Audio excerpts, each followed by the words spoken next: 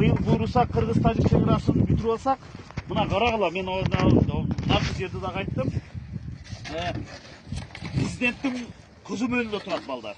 Түшүндүңөрбү? Президент айтты, быйыл 2026-жылы Кыргыз-Тажик чекарасын мына зымды тосуу боюнча толугу менен бүтүрөбүз деди. Точка коюшубуз керек деди. Ошондуктан биз азыр баарыбыз күчтү чогултуп туруп, бул багытта жумуш алып барышыбыз керек. Хорошо, ошон үчүн баарыбыз жакшы иштеп берели. Бул деген азыр биз зымды тосуу менен чекарада. Биз буйруса түбөлүккө тынчтыкты Кыргызстанда орнотуп атабыз да. Азыр көрүп атасыңар, дүйнө жүзүндө кандай кырдаал болууда. Мына массалык болгон каражаттарды көрүп жатасыңарбы? Эмне гана болуп атат? Түшүбүзгө келбеген кырдаал бүгүнкү күндө пайда болду дүйнө жүзүндө. Ошондуктан азыр биз чекараны буйруса мындай орнотуп алсак, мындай зымдар менен ушуну тосуп алсак, бул деген биз тынчтыкты орноттук дегенди билдирет да. Биз жолдош чекарачылар, тынчтыктын баалуулугун билишибиз керек. Көрүп атасыңарбы азыр эмне болуп атат башка тынчтыктын баалуулугун билиш керек. Биз Кыргыз эл дагы тынчтыктын баалуулугун билиш керек да.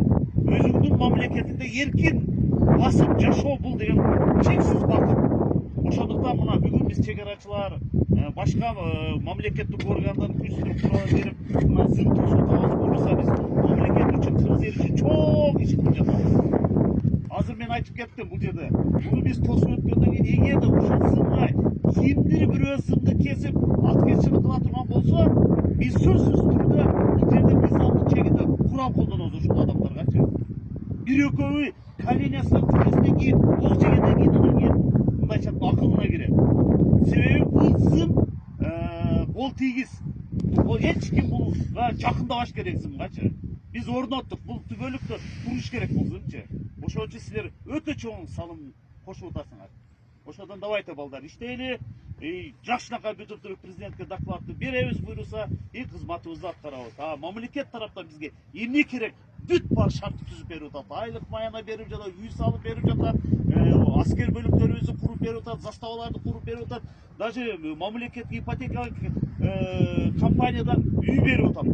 Даже ошону да 18 миң кошуп туруп төлөп берип атат. Туурабы? Мамлекетибиз. Ошон үчүн давайте, ребята, иштейли, патриот бололу. Буюрса жакшынакай чекарабызды тосуп алсак, бизде тынчтык болот. Буюрса биз өнүгөбүз. Сүйлөштүкпү жигиттер? Все. Мен силер менен игиликтер болсун.